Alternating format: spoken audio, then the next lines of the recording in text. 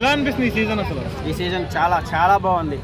ఈ సీజన్లో నాకు ఏమనిపించింది అంటే మొత్తం రివీల్ చేసేసారు, ఎవరు ఏ పొజిషన్లో ఉన్నారు అనేది రివీల్ చేసి మరీ ఆడుతున్నారు. చూసారా, చాలా కొత్తగా ఉంది. దీనివల్ల బిగ్ బాస్కి ప్లస్ అవుతున్నా మైనస్ అవుతున్నా అర్థం కావట్లేదు. కానీ అట్లా రివీల్ చేయకూడదు కదా. ఇప్పుడు తనుజ టాప్లో ఉంది, తనుజకి మొత్తం రివీల్ చేసేసారు నువ్వు టాప్లో ఉన్నావు అని చెప్పేసి. ఇప్పుడు కంటెస్టెంట్ అందరూ తొక్కేస్తున్నారు. నువ్వు నిన్న డిమాండ్ పవన్ కూడా అన్నాడు నీకు 5 ఓట్లు పడ్డాయి కదా అని చెప్పేసి. అప్పుడు అమ్మాయిని తొక్కినట్టే కదా.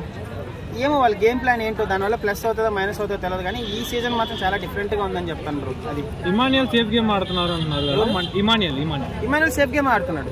అతని పేరేం పేరు, అతను గౌరవ విషయంలో నేను ఒకటి చెప్తాను చూడండి బ్రో. తనుజ గెలవకపోయినా పర్లేదు, ఇమాన్యుయల్ టైటిల్ గెలవకూడదు. ఇమాన్యుయల్ పెద్ద దొంగ, అర్థమైందా? అది గౌరవ విషయంలో ప్రూవ్ అయింది. ఏంటి, నీది నువ్వు ఆడుకోవాలి. ఆయనకున్న పవర్ తీసుకెళ్ళి అతను దాన్ని ఎందుకు వాడాలి కూడా అతను తెలియట్లేదని చెప్పడానికి నువ్వెవరు? బిగ్ బాస్ నీకు పరీక్ష పెట్టింది. నువ్వు జెన్యున్గా ఉన్నావా, సాక్రిఫైస్ చేస్తావా? అదే విషయంలో తనుజ కూడా సాక్రిఫైస్ చేసింది కదా. తనుజ తీసుకోవచ్చుగా పవన్ కళ్యాణ్ పవరు. అక్కడ నీ జెన్యునిటీ కనిపిస్తుంది. నువ్వు ఆటలో తోపు అవ్వచ్చు, క్యారెక్టర్లో నువ్వు అందరూ ఎందుకు తనుజ తనుజ తనుజ అంటారు అంటే, తనుజ ఏడ్చిందంటే ఇంక ఏడపోతే అమ్మాయి అన్నకి ఏడవదా?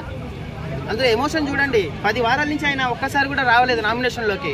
ఆయనకేం పెయిన్ ఉంటుంది? తనుజ ఎవ్రీ వీక్లో ఉంటుంది, ఆమెకు తెలుసు పెయిన్.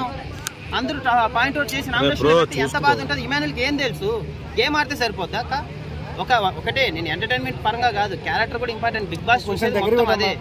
ఒకటే అన్న, తనుజ ఈ సీజన్ టైటిల్ విన్నర్, సరేనా?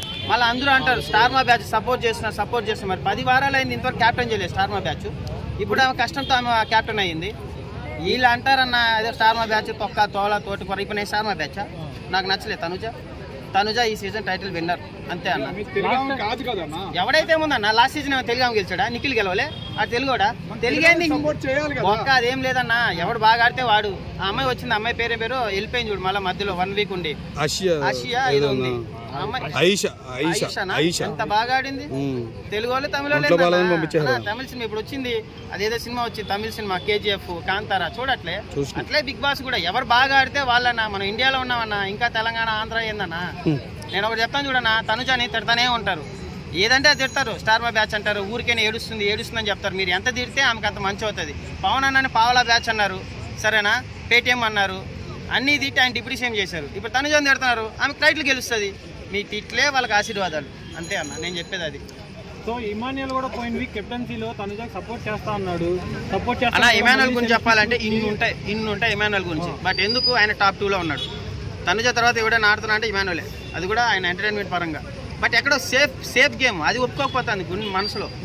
ఆయన కప్పు గెలిచేంత అర్హత ఆయనకి లేదు కదా అని చెప్పడానికి కారణం ఏంటంటే ఆయన సేఫ్. అది గౌరవ విషయంలోనే కాదు, ఫస్ట్ స్టార్టింగ్ నుంచి మేము చూసింది అదే.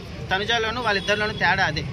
తనుజ ఇంత కూడా లేదన్న. ఒక పాయింట్ ఎదిగి అమ్మాయి చెడ్డ అని చెప్పడానికి ఎక్కడ లేదు. ఆమె ఏడ్చేది ఎమోషనల్ ఒరిజినల్ అన్న. తను అంటారు, నేను ఏదో అంటారు